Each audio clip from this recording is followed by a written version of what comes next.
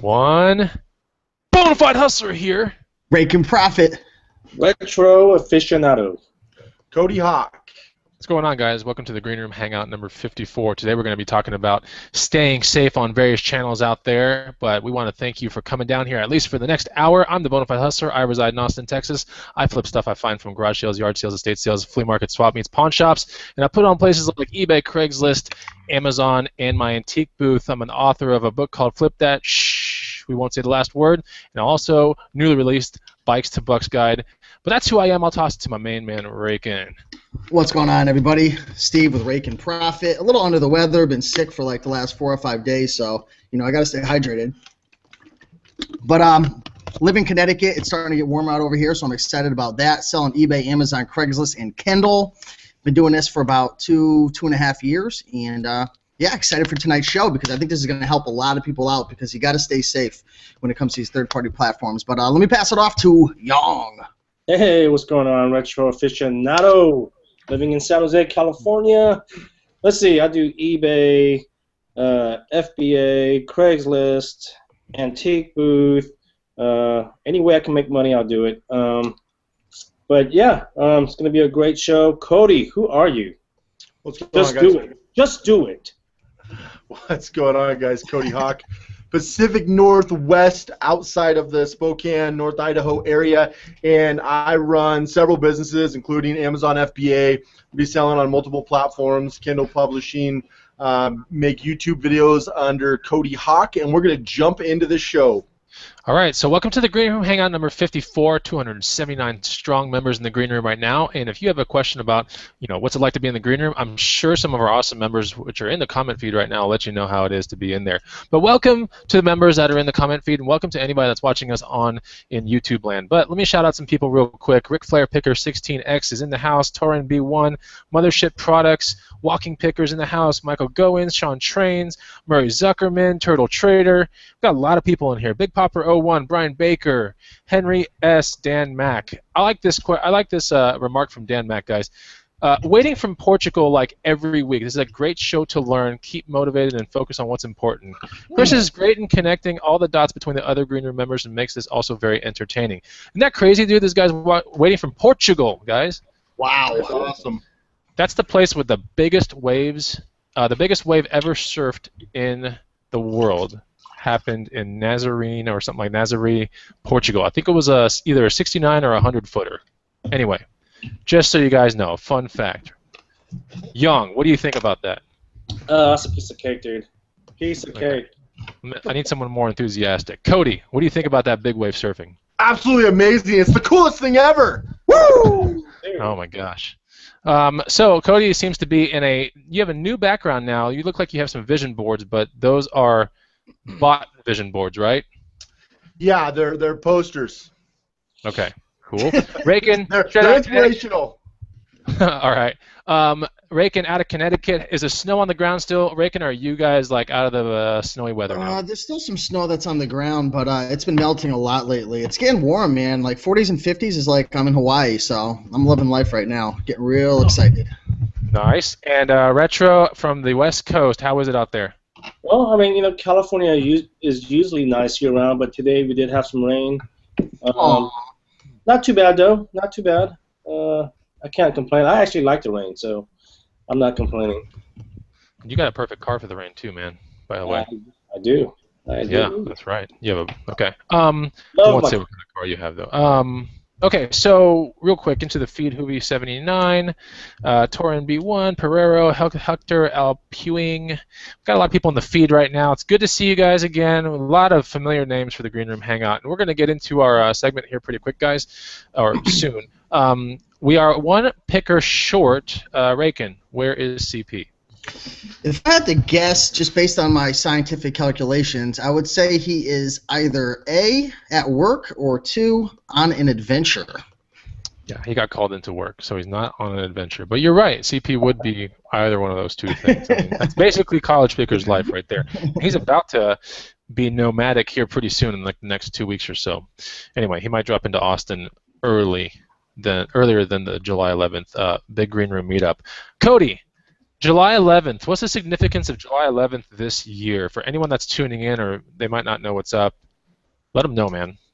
July 11th, all 5 of us, the 4 you see here in College Picker, are going to be in Austin, Texas, and we're going to be doing some awesome meetups for the Green Room and some other really cool stuff that we're working on right now as well. That's right. And Rakin and Young both experienced that last year in College Picker. But Rakin, for someone that's out there and has never been to Texas or maybe never been to Austin, Texas, you came here for the first time in your entire life last year. How was it? Man, it was awesome. Let me know, am I saying the name right? Barton Springs? Yeah, you're saying their name right. Man, just cool stuff over there. I mean, we went to this place, and it was like a gigantic pool. It was crazy. And we had the, what's that camera called that you have where you go underwater and everything? The GoPro.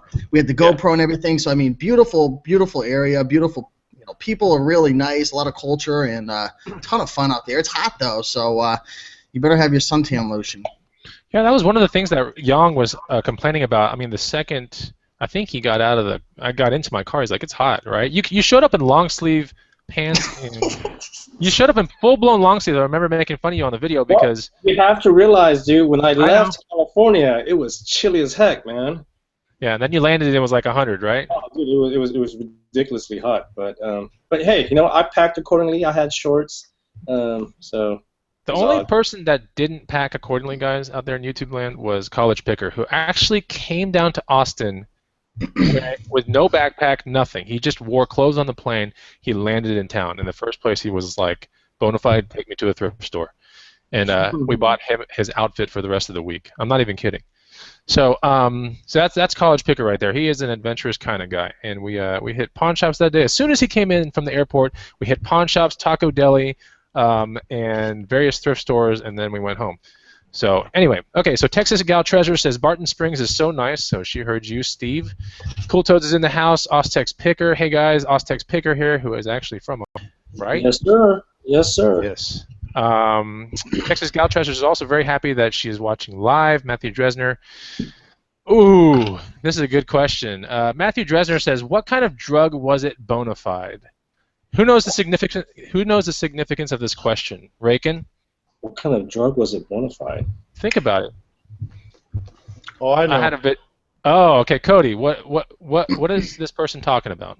They're talking about a video you did, and there was something on your bike that rhymed with rugs. I'm like Young. I watch your videos, Chris. Support you all the way.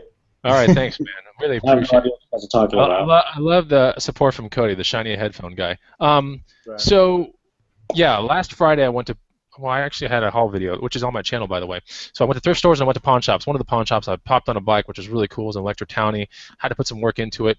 And anyway, I got home, and I noticed that there was something under the seat of the bike, which looked like crumpled up plastic, like a Ziploc. And inside the Ziploc, there was obviously something.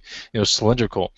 I did get to looking into what was in the plastic, and it was like a tiny little. It's like half the size of a beaker for, you know, those little like test tube things that you do chemistry class with, you know. It was like half the size of that, and it was in there. And I was thinking straight up like, this is crack plus a rock plus a Brio pad. You know how it works, right? I don't know anything about that, but I know how it works. And it wasn't that. It was something weird. It was something liquidy with like little rocks inside with a tiny little dabber brush. And I was like, dude, this must be some far out stuff because it was well concealed under that seat. It's in my garage. I don't even know what it is. I'm going to have to ask some other friends, like, do you know what this is? It could be some like totally hidden thing out there. I'm not going to do it. I'm not going to touch it. I'm not doing it. And someone asked me, like, are you going to turn it into the cops? Or are you going to turn it into the pawn shop? I'm just going to throw it away if I figure out what it is.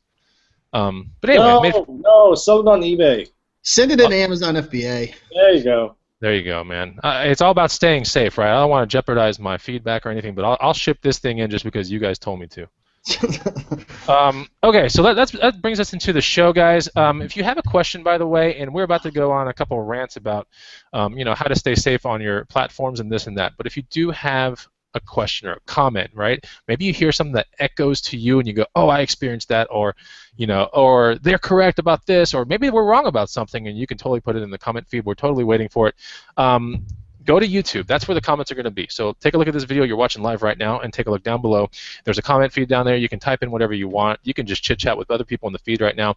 But I'll let Cody kick it off. We're really not going to, take certain things. We're going to, since Cody's done eBay and Cody's done Amazon and Cody's done a lot of things, we're just going to echo in on things together. So we're going to start with eBay, and I'll let Cody kind of kick it off. Like, how could you stay safe on eBay, Cody?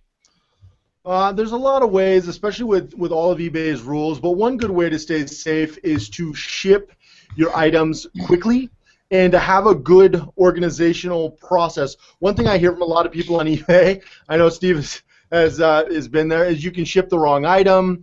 Yeah. You can have issues with the item not as described. There's a lot of ways to have problems with eBay, and that's one thing, is to ship quickly and to have a good organizational process right from the beginning. Okay. Raykin, you were saying yeah, as in like you completely agree with what he's saying, but it has echoed with you. Why do you know already so much about this? Yeah, man, because once you get over a few hundred items, you could easily lose stuff. So you definitely have to have a system in place. And I've preached this before. You don't have to have the system I have or the one Chris or Cody or Young has. Create your own system so you can find it. Because like Cody said, there's so many rules now, and they've got the whole rating system and everything. It's so easy to get dinged. So you definitely want to ship your items fast. I've had trouble in my past with my account just because I've running multiple businesses. Sometimes you kind of lose track of things for a few days, and you don't ship fast enough. It hurts you. So you definitely want to ship fast, create a system. One more thing that I'd like to talk about too, especially if you're selling clothes, is make sure you're not selling counterfeit or fake items. And honestly, the best way to do that is to just join a Facebook group. That could be the Green Room, that could be the Reseller Society, that could be the Thrifting Lounge, whatever. And if you're unsure of an item, especially like the higher end stuff like Armani or True Religion, take a picture of it, put it in the Facebook group, and see what other people say, because there's people that are way smarter than me, smarter than you, less smart, blah, blah, blah. Just make sure you get other people's feedback, because you don't want to sell a fake item that can really hurt you. So I definitely recommend posting in Facebook groups. That's a huge benefit. Okay. Young, what's going on? So you've been selling on eBay since '87, Young. How can people stay safe on eBay? What? 97, sorry. Sorry about that. Go ahead. Listen, 87. Young created eBay. Sorry, 97. My apologies. Or 98. One of those. All right, you're on the spot, Young. Okay. So, well, I got a couple of things. Number one, always check your defect rate on a regular basis. Man, I can't stress that enough. Check your defect rate, and if you don't know how to find it, I wish I had the instructions in front of me, but it's really easy. Just go into your dashboard, and you can find it somewhere in there. That's number one. And number two, don't stress out about returns. If a customer wants to return a specific item, go ahead and accept returns. I hear too many times, oh my gosh, I've got this return, my life is over with now, my business is done. Why? If you're smart, 95% of your sales should outweigh your returns. And if you get a return, it's not a big deal. Because technically, for instance, a good example is, let's say, for instance, you bought a shirt for $5 and you flipped it for 20. Technically, you only lose $5, so I don't know why. Yeah, I get it. Look, you lost a $20 sale, but technically you lose $5. That's number two. Those are my tips. That's the only way, in my opinion, that you can be safe on eBay. Yeah, these are all really good things, and some people are already talking about what we're talking about right here on YouTube. Sorry, I'm losing my train of thought because there's a lot of stuff coming down. Okay, but I'll kind of rehash and recap a little bit of what's going on as well. So we're on eBay right now. For anyone that's tuning into our Hangout, we're talking about staying safe on eBay. Basically, how to not get kicked off, how to not be suspended, how to not go through any of that junk, so you can just stay a cruise control kind of hustler And that's what it's all about. It's about getting on cruise control in these different channels, right? Have multiple channels, but just stay in cruise control in each one. I personally don't like to super excel in any one of the places.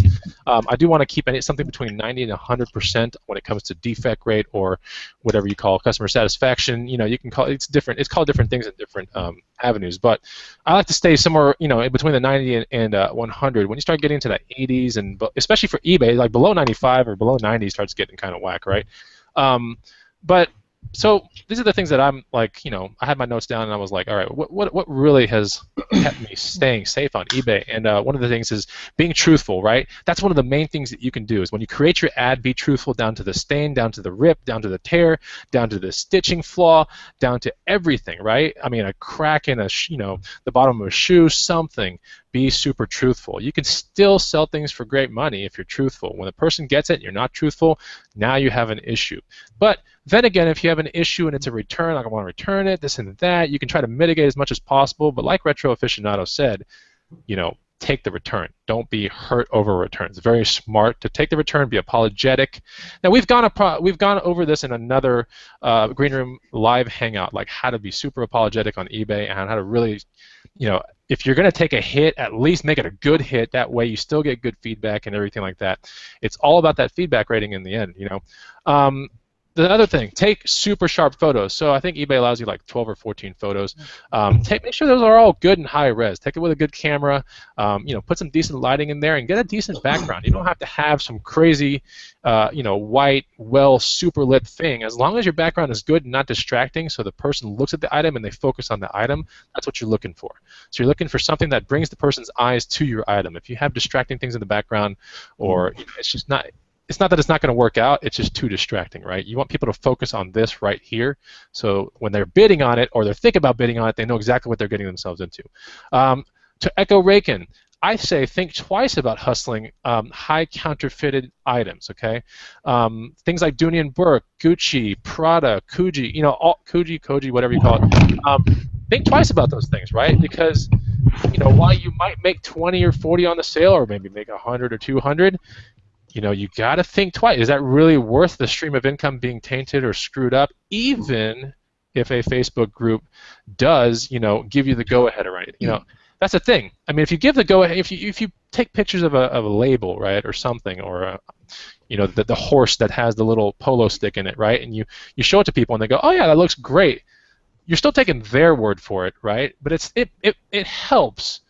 In the end, you still ultimately will be your business at hand, and that's one of the things you got to just you got to kind of take to the you just got to basically remember all that. So I lost my train of thought again, but because I was thinking about this one thing where I went to Salvation Army and I picked up this amazing Gucci suitcase. I took tons of pictures. It was on my Facebook and it was on my Twitter. And I was like, oh, on eBay I can get $440 for this. I can get $450, and I was like $27 into these two suitcases. And I was like, these are, I swear these are authentic Gucci. I did all the research, and I was like, I know it is, but truthfully, you really don't know 100%. And so I was like, all right, I'll put it in my booth. And I settled out making about $240 in the booth. I could have made $440 on eBay, but if something happened on eBay, or if someone took it, right? So let's say someone bought it, and they're like, this is not authentic, you know, like, and it really was. It's just them going, I don't think it's authentic. You're screwed. I mean, you're basically like, it's your word against theirs. You're gonna have to go somewhere and get that thing verified. Talk about a super hassle. It's not worth it. So that's what I was thinking about. Like Cody said, not responding to or I don't know if Cody said this, but not responding to cases. So if someone opens up a case against you, you better respond within half a day or 24 hours to that case. It's so important. They want to know that the channels are open between buyer-seller. That's important. Believe me, that can rescue your feedback real quick. If you are apologetic and you know what to do, you can rescue feedback super fast. Rakin, talk to us about that 1 week where you got 2 or 3. Like, does this jog your memory right now? Yeah, that was a while ago. Sometimes you just, I don't know about you guys, but sometimes you just have a bad week on whatever platform it is where you get a few negatives, and I'm not 100% sure what happened again. I forget. That was like a year ago. But I had gotten like 2 or 3 negatives in a week, and I think one of them wasn't my fault. It was just like it happened. And then there were a few that were my fault. I think I might have shipped late or I didn't describe it enough, and that's huge. I mean, especially when you're doing like clothing and stuff, describe. Not only in the listing at the bottom where you have that big portion and with the pictures, but there's also another portion at the top of the eBay listing that says something like, list any flaws or anything, and it's like the first thing people will see. So definitely, put that there if there's a cracked or a chipped button, or if there's a little tear or something minor. I mean, even the smallest things, people are looking, like when you're buying from like a third-party platform and you're a buyer, you're a customer, you're expecting it to be perfect. And even the littlest things, they're going to find that. They're coming in there with like a hawk's eye. They want to make sure it's exactly what they wanted. So you're not going to get away with it. Maybe you will 1 out of 10 times, but most of the times you won't. So, I mean, customer service, taking a lot of pictures, describing, even shipping safely is huge as well. Do you want to touch on that, Jan? When it comes to shipping, do you want to cheap out and use just the cheapest thing, or do you kind of want to consider like, safety? No, you know what? I package all my stuff in boxes. And I stuff the heck out of those boxes because I don't want that stuff to get damaged. Yeah, and that's another thing. I mean, if you package your stuff like legitimately, I mean, you just put all kinds of stuffing in there. I mean, put yourself in the customer's place, right? I mean, would you want, for instance, like, would you want to receive a pair of shoes in a poly bag or something, like a poly mailer, or would you want to come in a box? Nicely packed. Me as a customer, I'll be more pleased getting an item in a box, right? Nicely packaged. And in fact, a lot of my feedbacks recently have been from customers saying, "Oh my gosh, you package your items so well," and I take pride in that. I take pride in that. And it takes less than a couple of minutes. Absolutely. I'd like to touch on one more tip too, and I used to do this, and then I changed it to something else. But this helped a lot, and this is a huge tip that anybody should do, especially if you're new or you're a beginner on eBay. And what I did when I had first gotten started, eBay was the only thing I was doing. I was putting all my time into it. I would actually handwrite a little handwritten "thank you so much for your purchase" on a piece of paper and put it in there, and that let the buyers know that you're a human being, that you're real, you're not just some robot, or you're not just some big company. And when I had problems that came up, they would 99% of the time they would never give me a hard time. They would accept that I made a mistake, or they would accept the return because they knew I was a person. I took the time to write a letter just saying thank you so much for your purchase. Obviously, after a while, I stopped doing that because it was kind of becoming time-consuming. But definitely consider putting a little handwritten thank you in it, or even you could go onto Amazon and search for this, or eBay. Look for a thank you sticker. So there's a little sticker that somebody makes, and it says if you enjoyed this product, leave a 5-star review. It means a lot to us. Thank you for your purchase. And I used to stick it onto the poly bags for my clothes, or if I sold electronic, I would stick it in on a piece of paper inside the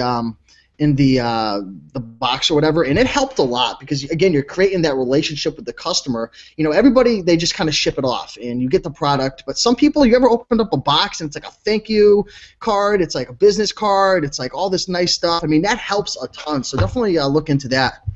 Definitely. This one time I bought a blazer from Connecticut. I did get a box that said that, actually. And it said, "Thank you very much." But the only problem was it was the wrong blazer and it had stains. I'm just kidding. Megan. Cody, if we had to talk about customer service, like what Yang was saying, when you open up a box and you order it from Amazon or eBay, and let's not talk about Prime because Prime is an unfair thing to really let's talk about just eBay. Last thing you bought on eBay that was used. I mean, what do you like to see this? How do you like to see this item when you unbox it, whatever it is, Cody? Well, I bought for a good buddy of mine, I bought a Jean-Claude Van Damme autograph. And so I had it shipped to me so I could give it to him for his birthday. Huge fan. Actually, I am too, but he's a diehard fan. So, I like to see things that are protected. In this instance, somebody just threw it in an envelope, sent it here. It was bent. And I'm the guy who never likes to leave negatives on anything. I never like to. I always like to help people out, and I know how serious it is. But when you get something that's so poorly put together, it really does reflect on your business. And a lot of people don't take the time. So I like to see things packaged properly, and it's really important on eBay. And then having quick customer service. The one thing this person had going for them is when I got a hold of them, they do exactly what I always did. They respond right away, and they fix the issue. And that's the most important thing, especially on eBay, is to answer immediately and take care of their problems. Yeah, I agree completely, man. I'm about to have two. I have one return right now that just hit my doorstep today, and I have another one that's coming in, I think, tomorrow or the next day. But basically, it's two amazing pairs of shoes that I switched the sizes. So one person got a 12 and a 10 and a half, and the other person got a 10 and a half and a 12. So, I mean, as soon as I got like the notification that one of them was messed up, like a guy from California was like, "Look, man, you know, I love these shoes, but you sent me two different like sizes," and I was like, "Oh my God, super sorry. Send it back. I got something for you on PayPal. When I get it back and it's all square, let me get with the other guy and tell him what's up." So I got with the other guy, like even before he got with me, I was like, "Look, you probably have two messed up shoes. I'm gonna tell you right now. So send it back to me as soon as you get it." So I got his back today, and anyway, so they're all like, "Oh yeah, mistakes happen. You're super cool." Maybe it's the way I'm wording my stuff, but I get that a lot. Like, you know, mistakes happen and you're super cool. Don't worry about it. I'm so surprised you even, you know, so you responded in such a short notice. Like Cody said, very important, right? I was outside of a Goodwill in North Austin, and I was like so pumped up to go thrifting, and this is the middle of my video too, and I was filming, and then I got that thing on my Yahoo Messenger, and I was like, oh my gosh, like something's messed up, and I stopped everything right there. I stopped everything I was doing. I got back to the person immediately because I have a way of like I can't continue if my business is messed up. Why put more stuff into the business because you might not have that business if you have a couple bad reviews or whatever. You know what I'm saying? Yeah. Why even you put stuff Smart. into the funnel if you're not controlling the funnel at the very end, right? You gotta go from top to bottom all the way with these customers. So, and another thing that you gotta stay safe with, my last thing, and we'll go to Amazon for this, or we're going to feed then Amazon, is making sure that if you have auctions or something like that, right? Don't terminate the bids prematurely. That is kind of one of the things that, especially within the 24-hour. Well, I think within. Correct me if I'm wrong, if someone knows this, but I know if you're within the 24-hour mark, you cannot terminate an auction, even if there are bids on it, right? I'm pretty sure. Yeah. I'm pretty sure. And if you're outside of the 24 mark, you can terminate it, but it completely goes against you. I know that. So Yeah, they try don't not want to you to ever go to do pick up that. bids. Hey, The only reason. I do want to say a couple more things though. Yeah, go ahead. Also, you know, I know some people do this, but if someone bids on your item and they have no ranking, don't cancel it. I mean, everyone started at some point. It could be that the person just registered a couple of weeks ago. Don't cancel it. Give them a chance and an opportunity to buy your product. I mean, it could be, again, that they just registered 2 weeks ago and they're new on eBay.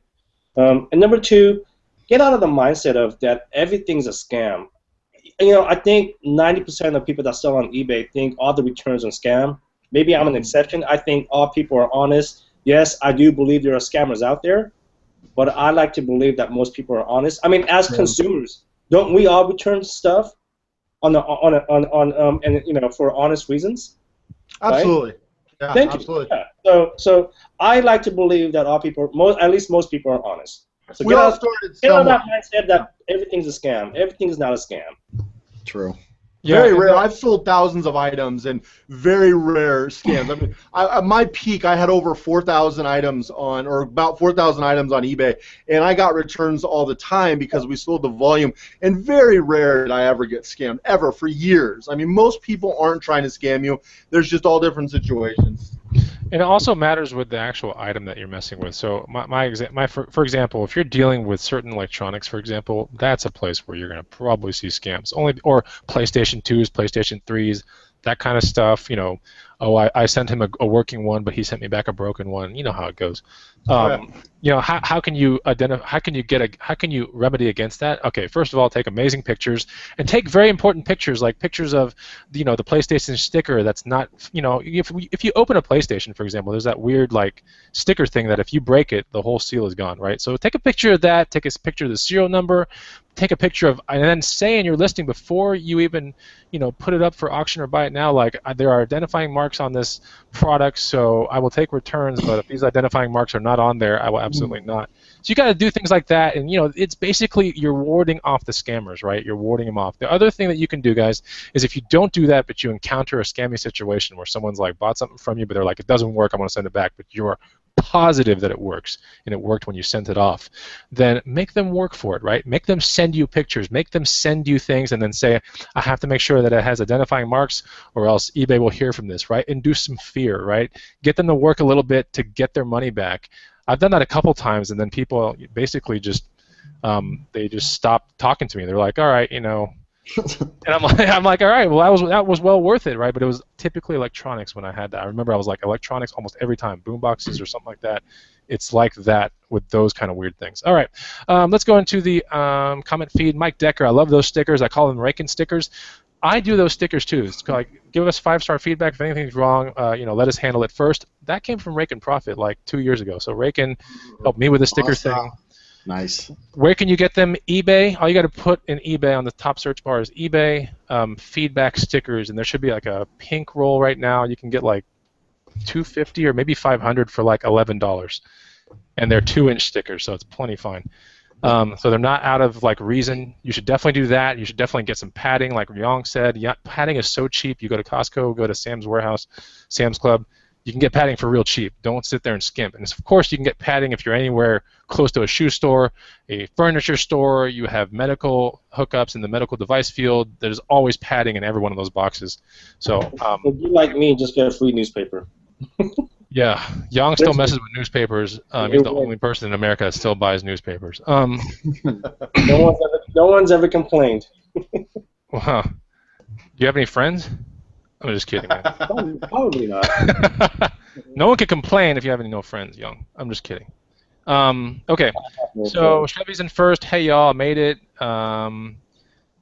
Texas Gal Treasure says, yes, package the way you would want to receive it, just like Cody said, just like Young said, and put a quick thank you card in there, just like Rakin said. Quick and easy. That comes from Margaret. Thank you for commenting. Hoovy79, negatives are going to happen to everyone eventually. You must take advantage of the feedback revision offer. All right, cool. Negatives, when they happen for me, it's always something that I screwed up with every single time. And typically it was like a packing or a shipping issue, honestly. So I was just like hastily putting something in some box. I'm like, it'll be fine. It's not rattling around right here. Of course, when it gets to wherever it goes, it's like jumbling around in that box. And it's no good, especially if it's electronics. Okay. So, Mike Decker from 6 minutes ago, Bonafide. I'm curious to know what was under the bike seat. There are a bunch of those questions right now. What's under the bike seat? It may or may not be something that rhymes with the word rugs. I'll just say it like that. All right, let me make sure I get these comments all stowed away, and then we can move on to Amazon. Texas Gal Treasures, is the chat on YouTube or not for another platform? Right now it's on YouTube. But we're thinking about having some private hangouts for people in the green room soon. That's definitely in the making. We're kind of talking about it. That's private hangouts once a month outside of YouTube completely. So that's in the making right now. Matthew Dresner, do any of you guys use holograms or some identifying mark? Young. I don't. I know what he's talking about, but I don't use it. Yeah, you can do markers that are like UV markers. There's so many things you can do. Cody, you're about to say something. Yeah, I do. On some electronics that are over like $100. I used to always do it. A buddy of mine worked for a manufacturing company, and he got me a bunch of these stickers that are just like, they look like those like UL tested stickers or whatever that are on electronics, but they're a little bit different. So I put them on expensive electronics. And I've gotten 2 things back. I just got done saying there's not a lot of scammers, and there's not, but I have been scammed like everyone. And I got 2 things back before. Without that, I always took pictures. And eBay had my back both times. So having identifying marks, like Chris was saying, is so important, because everyone always talks about how they got scammed and poor them, and all the eBay's the evil, wicked witch of the West. But at the end of the day, eBay will have your back if you do your job properly. And so I do use some of those stickers from time to time. Good. Matthew Dresner says, hey, how do you guys deal with non-paying bidders? This is the last question we're going to answer before we get to the Amazon segment. Rakin. Well, sometimes you could just wait it out. Sometimes people are on vacation, or they purchase it late at night on their mobile and they kind of forget about it. Another thing you could do is just send a message, but you want to be careful in terms of the way that you word it, because you don't want to come off kind of like as an aggressive stance. But after a certain amount of time, you could just open up a case. That's what I'll usually do. But most people pay. Most people seem to pay, but every once in a while, you're going to get that person. It's just part of the game. Yeah, what I kind of do, I actually send another invoice. Like, I'll send invoices like every other day for like 4 days, and then after 4 days, I'll just hit that UPI key, which is the unpaid item key. And basically, as soon as you do that, they still have an option to pay. They can remedy the situation. They can still pay. I've had that happen. But if not, it basically starts getting the eBay fee removed that you got tagged with for that item even before you shipped it off. Because obviously you're not going to ship it off if it's not paid for. So, I've but you're going to get noticed hit by the fee. I've noticed when you open up that case that 90% of the people that haven't paid, they pay right then and there. Something about that case when it opens up. So. Yeah, hit that UPI key, guys. It's pretty easy to do. All you gotta do is just hit the the same key that you would hit to ship an item and contact buyer. That entire key right there when you're on the shipping page or the non-paying page, and it'll say open an unpaid item case. But it has to be after like 2 or 4 days or something like that. You can't just open one immediately. You have to wait a certain amount of time. Okay, so let's go into the Amazon segment real quick. Thanks a lot. We got 62 viewers in the room right now. Plenty of really good people. I mean, plenty of good chat and good people in here talking about some good stuff. And Ostex Picker says, that's why I don't watch scammer videos. I'm keeping everything positive. That's pretty cool. All right. So let's go into Amazon. And, of course, we'll begin Amazon now with Yang. Yeah. Well, so one thing you really got to be attentive to is you'll get these emails, and Cody, I'm sure you get these too because you're on Amazon a lot. But you get these notifications from Amazon saying that your product has been merged with another product, or like the category has changed or somewhat. Pay attention to that, because if your category has been moved into a category that you're restricted to, well then you probably want to remove that item. So again, those emails are sent for a particular reason. Make sure you read them. Because they're literally telling you, hey, we merged products. It's now in a restricted category. You might want to consider removing it, or try and get ungated into that category. And as far as returns, hey, if you want to sell on Amazon platform, you have no other choice. You have to accept returns. It's not a big deal. Again, if you're smart, if you source smart, 95% of your sales will go through, and you probably get less than 5 returns. Okay. Raken, how do you do a little bit of Amazon, right? Yeah. Probably one of the biggest things that I would have to say, well, at least for Amazon FBA, is make sure you're putting the right items in the boxes. Be careful, especially if you have like a lot of items that you're sending out to FBA. Recently, they've been splitting them up into like a whole bunch of different locations, I think because they're building so many new warehouses. So just be careful, right? You don't want to be sending all these different items, incorrect items to the wrong places. That could really cause a lot of trouble for you. Have you ever had that situation, Cody, where you've got like maybe a few hundred items you're shipping out, and they're sending it out to like 7 or 8 different places? Oh yeah, it happens all the time. Yeah, and just to kind of clarify, we're all human. I've done that hundreds of times, and Hundreds? it's not. Oh, dude, I've done it so many times I lost count. But it's not something that Amazon's gonna be like, oh, well, you screwed up, so now we're gonna kick you off. They're not gonna kick you off.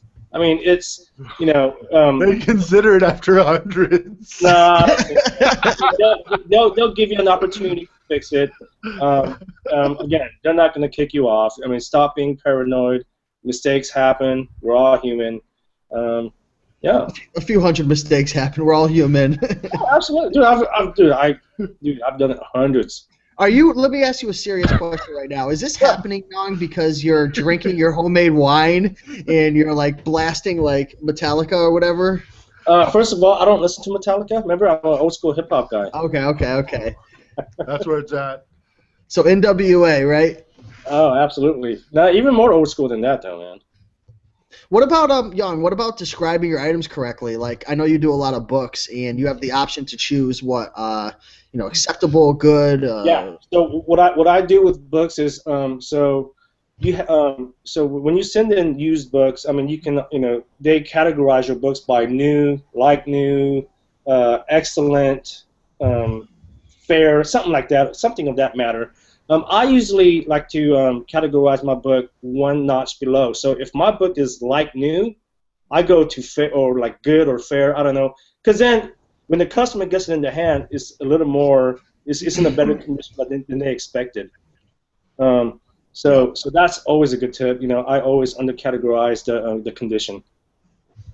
Yeah, I was about to echo on that too because my segment was also about, I go one under just like Young said. The only time I don't go one under is when the thing is so spanking new and the plastic is not ripped and it's not hazy. At that point, I go, it's brand spanking new, right? Always be honest. Always be honest, because don't list it as new unless it is new. Right.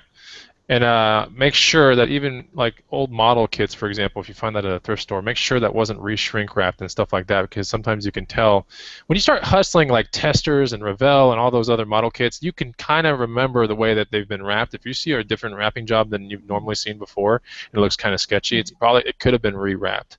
So be careful with that too. And what's inside might not be new at all. So you got to be very careful. It could be like halfway built, but the person wanted to wrap it all together before they go moving to another house, so none of the pieces go flying out, and the glue's still in there. And anyway, I've seen that happen before. I've actually experienced it a couple times, not hundreds of times like Young experiences things, but I'll go into a little bit of my Amazon segment real quick. If you have negative feedback associated with FBA, and it doesn't have to deal with you, okay? So think about the item. If you're sending in brand new things, right, and someone gets a new item and go, okay, this thing malfunctioned. It's not, seller's horrible seller. You can actually get that removed, because if you're just the person that found the item and shipped the item, right? So the two things that you can get with FBA that you can get removed are it's not your fault with the actual item itself. Think like Sony videotapes, for example. I've had this happen to me where someone got the videotapes. They're, that's blank media, right? VHS is old stuff. So this has been floating around for 10, 15 years, and I find a whole stack of them together in their plastic, and I ship it off to FBA. FBA puts it to some guy, and he, unravels it, puts it in his VCR, probably tapes a couple times over, and it snaps, right? The tape just snaps. Now, is that really bona fide hustler's fault? If you got to think, because these things were in plastic, in Sony plastic cases and everything. No, absolutely not. It's probably the fault of, it's just time. 15 years degrading. Who knows how these things were stored? It could just be brittle. You never know. So he said half of the tapes were good, half of them were brittle. I basically called in. I was like, okay, that's not my fault. Like, how am I supposed to correct that? Like, and they go, okay, yeah, you're right. And they took it completely off. Another thing that they can take off too is if they're at fault for shipping it at a later time.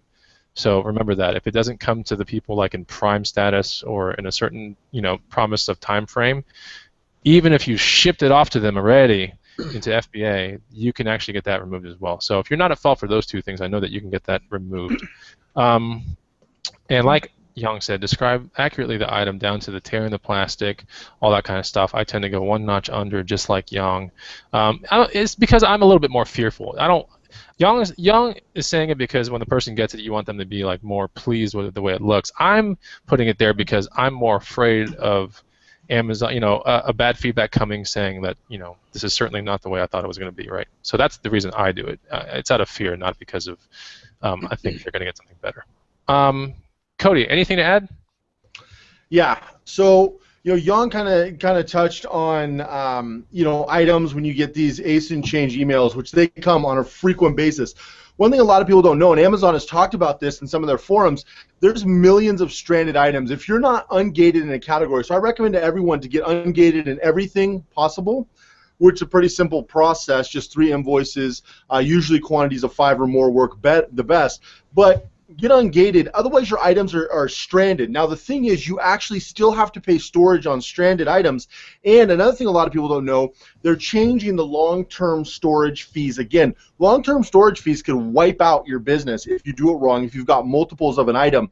So one thing that I do is I'll actually put my items on sale when I list them. So it's got the little sale form, and I put all my items on sale 90 days out. 90 days is my flip period. So really just make sure you're managing your inventory, because there are literally, I guarantee there are people watching this right now who don't even realize that they could have dozens or more, hundreds of stranded items in their inventory that actually Amazon possesses but cannot be sold right now. So the biggest thing is make sure you pay attention to those emails and make sure you manage your inventory so you're not getting overhit with fees and paying for items that you can't actually sell, because that's actually happening to a lot of people right now.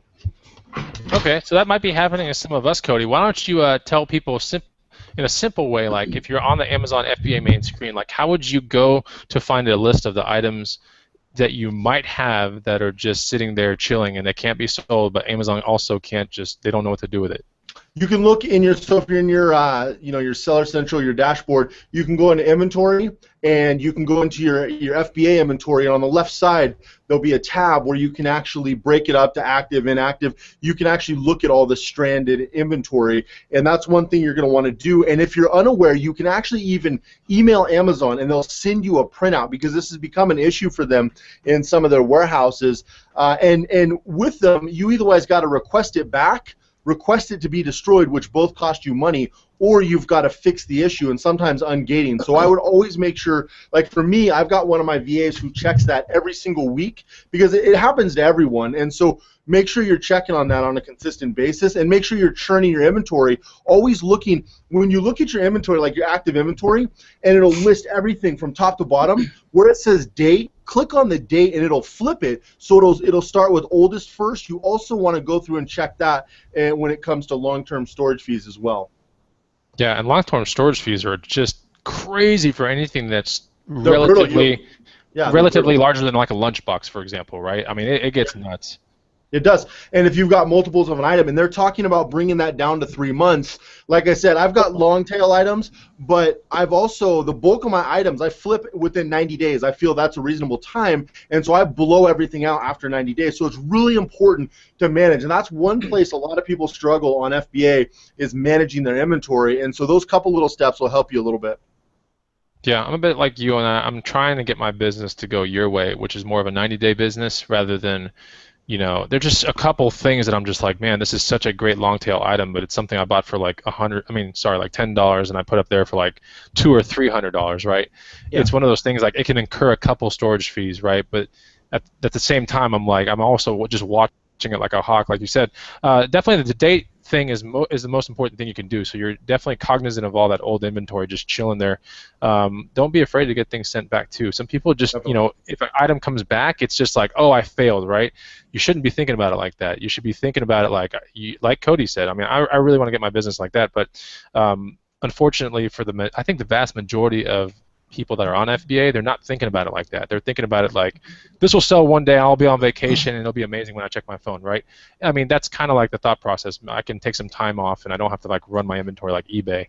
I think that's what FBA is, a business, and you have to treat it like a business, just like anything else. Well, just like it's commerce. Even Walmart, one of the biggest companies in the world, they don't sell out of everything all the time. They blow stuff out. They have clearance sales. A lot of people buy on clearance. It's got to be that same mentality. Even though you feel like you're selling on someone else's platform, this is Chris's store, Cody's store, Young's store, Steve's store. You got to see it as a store, and you've got to have that mentality to churn it out, or you'll get eaten alive by their fees. Yep, that's true. So that's one of the other things. I mean, I love FBA, but I know that it's one of those, for me, I reserve it for certain things only, because I know that on that place, since your items are not within your reach anymore, you are at the mercy of just any of their kind of things that they do. They can just send out mails. If they want to make an extra who knows what profit, they can just put out an email just saying, all right, we're going to put our storage fees higher, right? I mean, that alone will just bump their profit up like X amount, right? So then they report it to their shareholders. It looks hundreds of millions. Yeah, exactly. I mean, you take it, you multiply it times every single person and all those items that are hundreds in there. Of millions. If you ever want to report to your shareholders, like, okay, we're coming around a quarter that's not going to come up to par here. Let's jack up this storage fee 60 days, prior to when we need to report these numbers. I swear it happens all across corporate America. And the same thing is when you get an insane amount of profit, they call that sandbagging, right? You take some profit and you throw it to the next quarter. So it's corporate America any way you look at it. Be careful with FBA. It's a great platform if you know exactly what you're doing. And I can't 100% say that I know exactly what I'm doing, but I'm getting very close. Yeah, there's so much to learn. I'm not. You've never heard me say I'm an expert. Go back and watch every Hangout. You'll never hear those words come out of my mouth. But you know what? I take the time, and I'm sure just like everyone on this panel, we take time to learn, and if we don't know, we ask. That's the only way you're going to learn. Amazon has support for a reason, because they want you to ask them a question. So if you don't know something, ask them or ask your peers or colleagues, and I'm sure if you dig enough, you'll get an answer. Well, real quick to interject, I got a buddy, because I live over in this area, who's actually a manager at Amazon, and his advice, and this is kind of sad, but I've heard a lot of people struggle with Amazon. If you get someone on the phone, his advice to me was, if it's going south, if they don't know what they're doing, if they're a bunch of hang up, call back, you'll get a different answer. The problem with Amazon is they've got like guidelines, but they don't have direct things. So you can actually hang up and get a totally different story. So you can play that in your favor, but it also can suck if it's going against you. But if you're not getting the information you need, literally hang up and call right back. You'll get somebody totally different with a totally different answer. It's the same thing when you're trying to get approved in categories. I help people with this all the time, and it's like, oh, I didn't get approved. So we go to someone else. Oh, these receipts are perfect. It's crazy. So keep that in mind if you're getting frustrated with Amazon. Just hang up and start over. Very interesting, man. Very interesting. That's from a manager at Amazon, just to throw that out there. Wow. I think you can say the same about eBay. I think if you don't get the right answer, you can call back. Right? You'll just drive there, right, Young? You'll just drive down and No, but actually, John, here's 87. no, actually, I can't because you know what? I think most of the customer service is in Philippines. I'm sure they are. They're working with my VAs and Steve's. That'd be a sitting at a table. That would be a hell of a drive. Okay, let me interject real quick. We have 57 here in the room right now. One of the things real quick, hey Rick, and tell them what they can do for us. Tell them how to burn some small calories and help the Green Room Hangouts for the future. Yeah. I mean, if you guys are enjoying this video and you want more content like this, if you're, finding value in it, hit the like button, show some support. That's how we know that you're enjoying these videos, and it helps the video to get out to more people once it goes live. So show some support and burn some calories.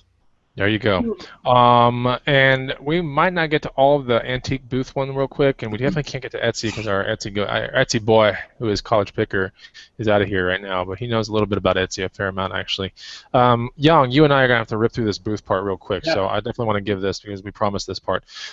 So with the booth, antique booth specifically, how can you stay safe in an antique booth kind of scenario, right? So we understand a lot of people. That's like one of the things. I mean, I think most people are definitely engaged with Amazon out there right now that watch our channels. I think a large majority of them also deal with eBay. It's much smaller percentage deals with an antique booth, right? But they might be listening right now. So when you're dealing with an antique booth, I've had my antique booth now for like 4 years. Try not to put anything from the past 10 years into your booth unless it's going to a particular theme, right? So like cowboy theme here in Texas, cowboy pearl snaps, cowboy boots, Lucchese's, all that kind of stuff. That can belong, and it's within 10 years, yeah, but it's one of those cowboy themed things, right? And people in my booth, at least, they just shop the hell out for pearl snap shirts, whether they're short sleeve, long sleeve, XXL, long tail, whatever. They're looking for that. They're looking for boots. They're looking for lassos. They're looking for cowboy hats. So that's okay for the within the 10-year kind of thing. But typically, when you're dealing with an antique booth, you want to deal with antique, vintage, and retro. And I would basically think, okay, anything 10 years, start messing with that in the past, right? But anything 10 years currently, don't mess with it. It's just, I don't think it really belongs in the booth. I mean, I get offended when I see other booths around me, and it's like they're trying to sell VHS tapes, like Armageddon and Happy Gilmore. I'm like, dude, like this is not an antique. It's not vintage. It's not retro. Like, why is this here? Anyway, good movies. Just it doesn't make any sense to me. So. What else here? So different themes that are running around, like USA cowboy theme's kind of a big one. Hipster lumberjack theme is pretty cool. Auto worker kind of person theme, that's kind of good too. So think about that. Clean your booth monthly. That's a very important thing to do. So a monthly, get in there, clean your booth, like make sure it's people can walk into it and like twirl around and look at stuff and then leave, right? You want them to do and not feel like they can't get in the booth. And you certainly don't want the people that man the antique mall to like walk to your booth and go, ugh. This guy never comes in here, so clean your booth accordingly. Look for tags that have come off. This is one of those pet peeve things, like the antique people at the front of my mall, they're like, look, they've even sent notes out to all the booth, like, look at all your tags, because when they fall off, we have to call you to sell that item, and if we can't get to you, you can't sell that item, you're missing out on money. So look for tags that fell off. That obviously annoys the front of my antique mall. I would assume it's the same across the country as well. And the last thing, talk to the front desk often. Be friends with the front desk. The more friendly you are with the front desk, the more opportunities that the antique mall will give you, whether it's a booth at a discount that's close to yours and they're like, hey, you want this booth too? You can get a lot of cool things accomplished if you just talk to the front desk people. And when you go in, when you come out, when you're loading, when you're unloading, just spend a little bit of time talking to them, and I think they really enjoy that part. All right, Young, you're up. Go ahead. No, I was just gonna say, I keep a spreadsheet of everything that I buy from my booth, like how much I bought it for and then how much I tagged it for, because there's no way I'm gonna remember all that in my head. Because one, and and this actually happened this past weekend. My the owner of the mall called me up and she said, "Hey, Young, you know this guy's in." So basically, I had a cast iron Clydesdale model, or whatever. She goes, "Hey, this guy's interested in buying it, but basically what happened was the guy was a scumbag. He brought in his own tag, wrote down his own price, took my tag off, and put the tag that he brought in. No. But the mall owner was smart enough, and she caught on, and she called me. She's like, you know, he did this. She goes, but do you still want to sell it to him? I was like, I'll sell it to him. I'll sell it to him for and I told her a price. Fortunately, he bought it, but stuff like that happening. And again, I can't remember everything that I priced it for, so I keep a spreadsheet. But yeah, so things like that. But like Chris said, I mean, you got to go in and clean up your booth. Like if I take even a week off and I go back, in a couple of weeks, oh my gosh, it's like everything just exploding. People take your stuff and they rearrange everything, and it's crazy. Yeah, it'll get to me. I'll go the very next day sometimes. Like I'll drop like multiple shipments off in a week, and I'll come the very next day, and it's like 3 or 4 Pearl Snap shirts are completely unbuttoned and they're like on the floor, and I'm like, are you serious? Like, that's what comes along with it, man. I'll go in there and I'll find a teddy bear that's not mine from another booth that just flew into mine. It's always a teddy bear or something really stupid. Anyway, so yeah, you just got to follow those rules. If we quickly said them, Young, do you have any more, or is that pretty much it? Well, that's pretty much it. I mean. Okay. Can I ask you guys, are you allowed to, like, if there's Wi-Fi in there, are you allowed to set up, like, a camera to, like, watch to see what's going on? Because no. you could easily access it from your laptop. Yeah, no, you can't. And even if you could, like, you would be hovering around your laptop looking at your booth anyway, Yeah. You know what I'm saying? Like, this goes to another question, Raken, and I'm glad you asked that, because Michael Goen says, question, how do you deal with theft in the booth? Raken, is this kind of what you're leading to? Yeah, pretty much, and just to keep an eye on things. Okay. So how do you deal with theft in the booth? This is how I deal with it, guys. Honestly, I try not to have anything super expensive in my booth. Like, I get all my stuff at, like, super bona fide discounts at swap meets, flea markets, garage sales, yard sales. I'm telling you, like, I don't put anything super expensive, but I'm about to put something kind of expensive in my booth very soon. It's a trunk, an antique steamer trunk from a steamliner with stickers and everything on it. We thought we were going to keep it as a coffee table piece, but now we're not going to. I could probably get about $500 for it, and I don't want to put it on eBay. I don't want to play for a huge shipping pallet to go somewhere across the country for someone to buy it. I think I'm just going to put it in the booth for now. I don't think someone's going to steal that. And it only cost me like $10 anyway, but the realistic value of this thing is like $400 plus, $500 plus. So I got to look at that too, the opportunity value of it. Yeah, but also, if you have big items, like a lot of my stuff in my booth are relatively big. There's only one entrance in and out of the mall. My items are so big. There's no way that they're gonna try and steal that because they just can't hide it. It's so big. And if you do have smalls, you should have a display case, and then have the key with the owner at the front desk.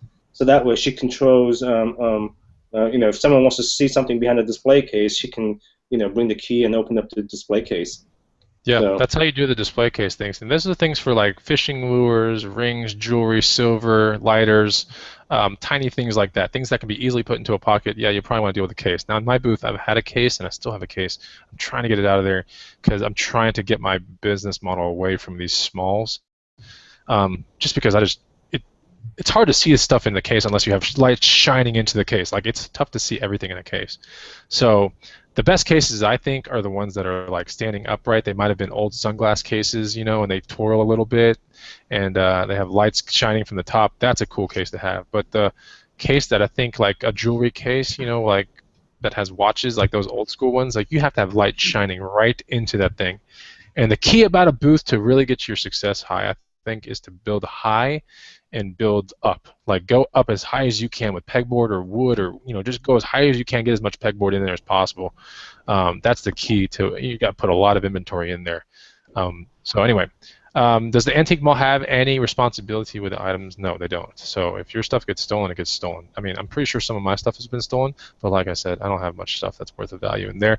It is worth what I'm asking for it, but for what I paid for it, I'm not like super afraid if a Pearl Snap is gone, a month. I wouldn't even know. I wouldn't even know if I go back there and it's gone. I would not know. Really? So I would not. Shut up, Reagan.